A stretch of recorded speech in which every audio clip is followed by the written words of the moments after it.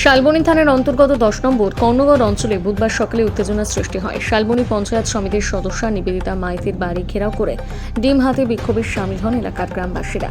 বিক্ষোভে অংশ নেন বিজেপির কর্মী সমর্থকরা। স্থানীয়দের অভিযোগ, দীর্ঘদিন ধরে সরকারি বিভিন্ন প্রকল্পে স্বজন পোষণ, দুর্নীতি এবং সাধারণ মানুষকে সরকারি সুযোগ সুবিধা থেকে বঞ্চিত করার মতন একাধিক অনিয়মের সঙ্গে জড়িত রয়েছে পঞ্চায়েত সদস্য। এছাড়াও কাটমানি নেওয়া হতো বলে তার বিরুদ্ধে অভিযোগ। বরাবর অভিযোগ জানিয়ে কোনো সুরাহা না হওয়ায় ক্ষোভ জমতে থাকে এলাকাবাসীর মধ্যে। গ্রামবাসীদের দাবি, এতদিন শাসক দলের প্রভাবের কারণে প্রকাশ্যে প্রতিবাদ করতে গেলে জেল খাটতে হয়েছে। পরিস্থিতি পরিবর্তনের পর সাধারণ মানুষের ক্ষোভ সামনে এসে পড়েছে। বুধবার সেই ক্ষোভের বিস্ফোরণের আকার নেয়। ডিম হাতে বিক্ষোভকারীরা সদস্যের বাড়ির সামনে জড়ো হয়ে বিক্ষোভ দেখান এবং তার বিরুদ্ধে ওঠা অভিযোগের নিরপেক্ষ এবং তদন্ত প্রয়োজনীয় ব্যবস্থা গ্রহণের দাবি জানান।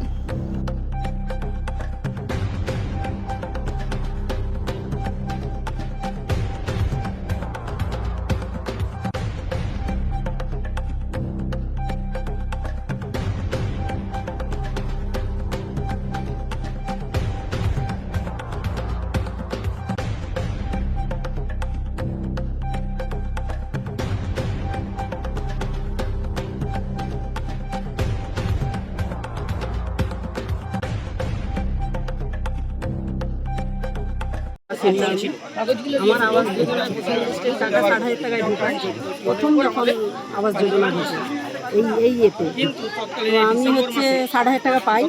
60,000 টাকা পাওয়ার পরে আমি ঘর তৈরি করি। আমি বাইরে থাকি, এসে টাকা তুলে দেওয়ার পরে বাড়ি তৈরি করি। তো বাড়ি তৈরি করার পরে একজন অঞ্চল থেকে আসেন ছবি তোলার জন্য। ছবি 3বার দিয়েছি। ছবি দেওয়ার পরে বলছে ওইটা কানেক্ট হয়নি। তো নিবেদিতা মাইতি আর ওই ছেলেটা যা আমার কাছে দিয়ে হচ্ছে আমাকে বলছে ঠিক আছে তোমার বাড়িটা লিমিটন পর্যন্ত আমি 60,000 টাকায় কী করে করবো না, 60,000 টাকায় আমি অনেকটা বড় করেছি বাড়ি। এবার আমার পয়সা জোগাড় হবে, আমি তো তবে তুলব। আমার সেই ইয়েতে 60,000 টাকা যখন ফার্স্ট লিস্টে আমাকে বলছে লিন্টন ঢালাই, আমি লিন্টন ঢালাই তো আমি করতে পারবো না, এখন আমার টাকা বাইরে থেকে ব্যবস্থা করি তারপর আমি করব না।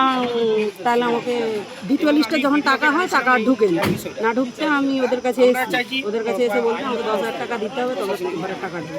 60,000 টাকা আমি আর পাইনি। আমার নিজে যা হোক কষ্ট করে দেনা করে আমি বাড়ির ছাউনি চাপা দিই আর ফটো তুলতেও আসে না কিছু। একবারই যে ফটো প্রথমে যে ঢুকেছিল 60,000 টাকা সেই দিয়ে তুলতে এসেছিল, আর আসেনি। আপনার নাম? আমার নাম পুতুল মাইতি। হ্যাঁ, এবারে কিছু যেগুলো আমি যেটা বলছি, যেটা অভিযোগ আসছে ব্যক্তিগত ক্ষোভ। ওরা যে অভিযোগগুলো দুটো এনেছে আমার বিরুদ্ধে, আপনাদেরকে আমি দেখিয়ে দিচ্ছি যে ওয়ার্কআউট দিয়ে কল তুলেছে অঞ্চল। এর মধ্যে আমি কোনো ইনভলভ না, আমি জানি না। ওরা যখন আমাকে বাড়িয়ে বারবার হ্যাকেল করছিল, তাহলে 5-7 বার পার্টি জিতার পর আমি বললাম ঠিক আছে চলো দেশের মানুষের কাছে বলবো। দেশে ওনারা নিয়ে যে আমাকে 3 লক্ষ টাকা দাবি করেছে। আমি বলছি আমি দাবি, হ্যাঁ ওই সনদ কবি জগন্নাথ মহাপাত্র, দুখানা পঞ্চায়েত। আমি বলছি আমি কল তুলিনি, আমি এক পাশ দিতে পারবো না। আমি 2 দিন টাইম নিয়েছি, কিভাবে কল তোলা হচ্ছে সেটা আমি বের করে এনে দেবো।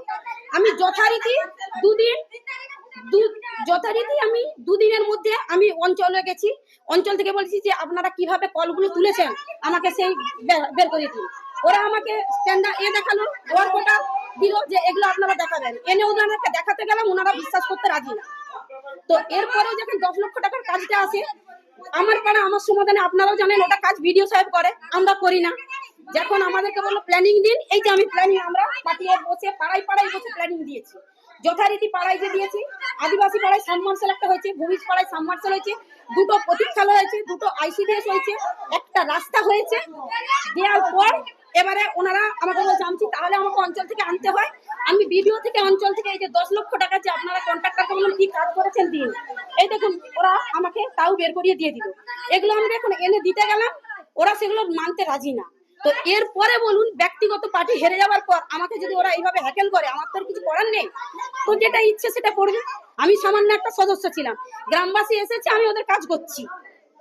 এখনো ওনাদের যে উপর নেতৃত্ব আছে সরস্বতী পট্টনায়ক, এমনকি ওনাদের যে মন্ডল সভাপতি আছেন তাদেরকেও আমি এগুলো জমা দিয়ে বলে এসেছি দাদা এর মধ্যে যদি আমার কোনো দুর্নীতি থাকে আপনারা যে শাস্তি আমাকে দেবেন আমি মেনে নেবো। তা বাদেও কিছু ব্যক্তিগত মানুষকে নিয়ে পঞ্চায়েত আমাকে এইভাবে হ্যাকেল করছে। আমার তো আর কিছু বলার নেই, ওদের যেটুকু করার এই যে দেখুন কিভাবে ডিমগুলো ছুঁড়েছে, আমার বাড়ি কিভাবে নষ্ট হয়েছে এগুলো।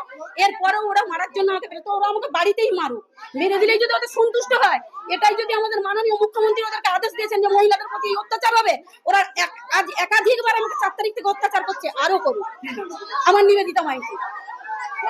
সরকারের নিবেদিতা মাইতি ব্লক নেত্রী, তার যে দুর্নীতি, আমার ডাঙ্গারপাড়া গ্রাম 30 নম্বর বুথ কর্ণগড় অঞ্চল হতো।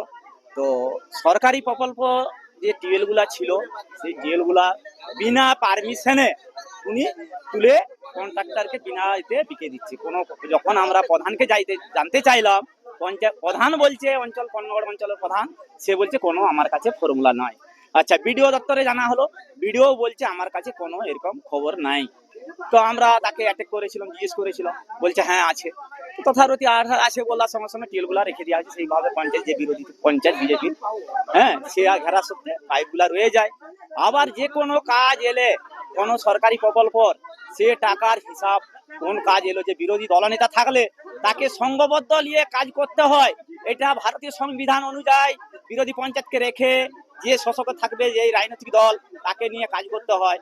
সেটা বঞ্চিত করেছে বিরোধী পঞ্চায়েত দুটো ডাঙ্গারপাড়া। সারা রাজ্যে, পশ্চিমবাংলা সারা রাজ্যে ছোট বুথ লেভেল থেকে যত মাঝে ছোট নেতার যারা আছেন, সবাই দুর্নীতির সঙ্গে যুক্ত। আমরা চাইছি হিসাব প্রশাসন এর কঠোরত্ব ভাবে যেমন এই প্রশাসনিক বিষয়টা দেখেন, দেখে তার প্রশাসনিক ব্যবস্থা নেবেন। এইটার জন্যই আমরা গর্বিত থাকবো প্রশাসনের কাছে। নাম জনতা সাঁত বা মাধব সাঁত। দুর্নীতি করবার যত সকাল দুর্নীতি করে আমরা পঞ্চায়েত আমার দিকে জানার প্রয়োজন নাই। ও পুলিশ ও সব পুলিশ প্রশাসন ও সব ওদের কথা মতো আমাদেরকে চলতে হবে। কিসের জন্য চলবো আমরা বিজেপির পঞ্চায়েত, আমাদেরকে মানা যাবে না। যত কল দুর্নীতি, টাকা তুলে সব মিলিয়ে খরচা করবে, সেটা হিসাব দিবেন। 20 লক্ষ টাকা তুলেছে, আমার এদিকে কল আছে, কলে 40 লক্ষ টাকা হিসাব দেওয়া হবে। হিসাব দিচ্ছে না, 40 লক্ষের হিসাব দেওয়া। আমার নাম জনতা সাঁত, আমি বিজেপির প্রার্থী পঞ্চায়েত।